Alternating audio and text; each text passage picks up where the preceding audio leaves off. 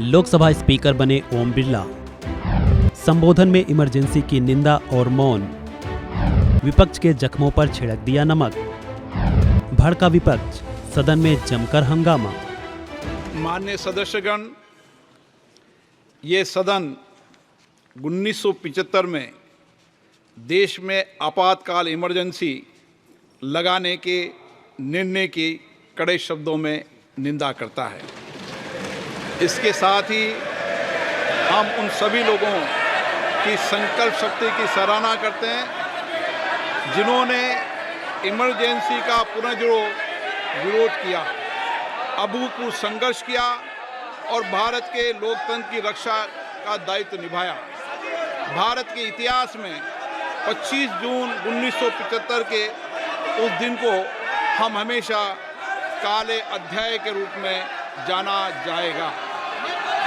इस दिन तत्कालीन प्रधानमंत्री श्रीमती इंदिरा गांधी ने देश में इमरजेंसी लगाई और बाबा साहब अंबेडकर द्वारा निर्मित संविधान पर प्रचंड प्रहार किया था।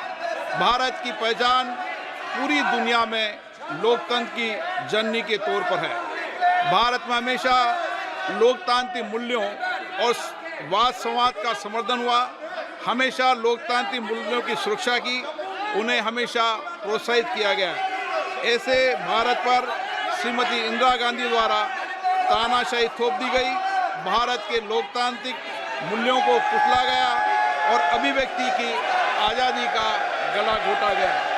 इमरजेंसी के दौरान भारत के नागरिकों के अधिकार नष्ट कर दिए गए, नागरिकों से उनकी आज़ादी छीन ली गई। ये वह दौर था जब विपक्ष के नेताओं को जेल में बंद कर दिया गया, पूरे देश को जेल खाना बना दिया गया। तब की तानाशाही सरकार ने मीडिया पर अनेक पाबंदियां लगा दी गई थी, न्यायपालिका की स्वतंत्रता पर अंकुश लगा दिया गया था। इमरजेंसी का वह समय हमारे देश के इतिहास में अन्याय काल का एक काला खंड था। आपातकाल इमरजेंसी लगाने के बाद उस समय कांग्रेस सरकार ने कई ऐसे निर्णय किए जिन्होंने हमारे संविधान की भावनाओं को कुचलने का काम किया। क्रूर और निर्दयी maintenance of internal security act Misa में बदलाव करके कांग्रेस पार्टी ये सुनिश्चित किया कि हमारी अदालतें मीसा के तहत गिरफ्तार लोगों को न्याय नहीं दे पाए।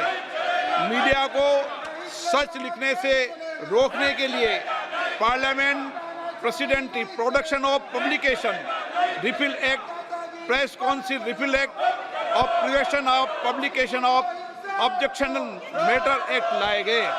इस काले खंड में संविधान में 38वां, 89वां, 40वां, 41वां, 42वां संविधान संशोधन किया गया।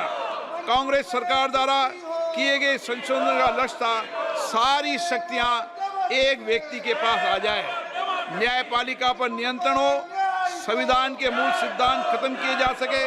ऐसा करके नागरिकों के अधिकारों का दमन किया गया और लोकतंत्र के सिद्धांतों पर आघात किया।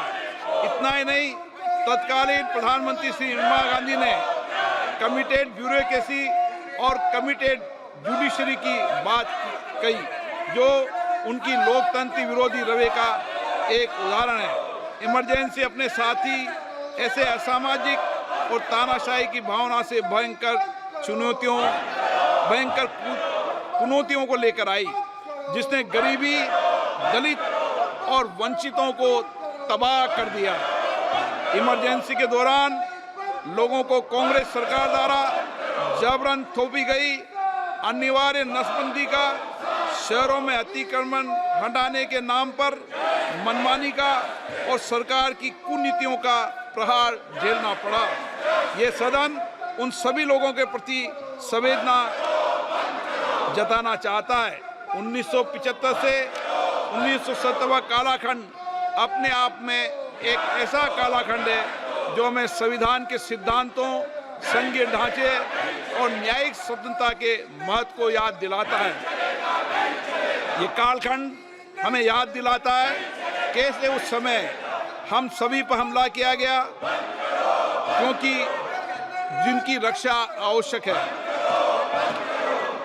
ऐसे समय में जब आपातकालीन इमरजेंसी के 50वें वर्ष में हम प्रवेश कर रहे हैं, ये 18वीं लोकसभा बाबा साहब अंबेडकर द्वारा निर्मित संविधान को बनाए रखने, इसकी रक्षा करने और इसे संरक्षित रखने की अपनी प्रतिबद्धता को दोहराती है। हम भारत में लोकतंत्र के सिद्धांत, देश में कानून का शासन और शक्तियों का विकेंद्रीकरण अक्षुण्ण रखने के लिए प्रतिबद्ध हैं। हम संवैधानिक संस्थाओं में भारत के लोगों की आस्था और उनके अभूतपूर्व संघर्ष, जिनके कारण इमरजेंसी का अंत हुआ और एक बार फिर संवैधानिक शासन की स्थापना हुई, उनकी सराहना करते हैं।